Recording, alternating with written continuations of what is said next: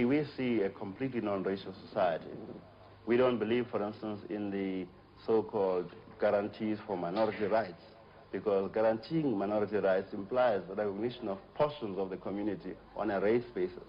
We believe that in our country there shall be no minority, there shall be no majority, there shall just be people. And those people will have the same status before the law, and they will have the same political rights before the law.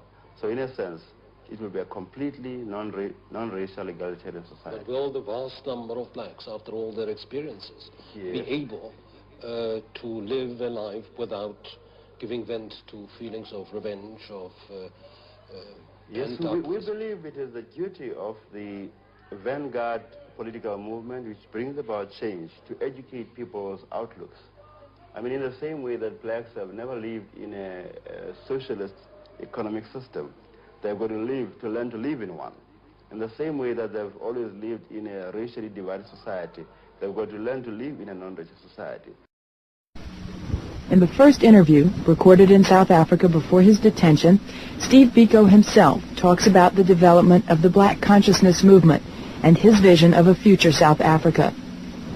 The first part of the original interview was cut off. The interviewer first asks Biko what Black consciousness is.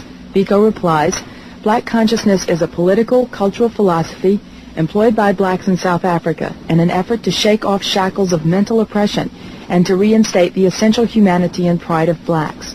It was first devised by groups like SASO, the South African Students Organization, and the BPC, the Black People's Convention, in 1967-68, and has since filtered through to other organizations operating at various levels." Here the interview picks up with Biko's voice. Now the history of it starts off after 1963-64. If you remember this era, there were many arrests in this country which stemmed from underground activity by PAC, by ANC, and this led to some kind of political emasculation of the black population especially, with the result that there was no participation by blacks in the articulation of their own aspirations.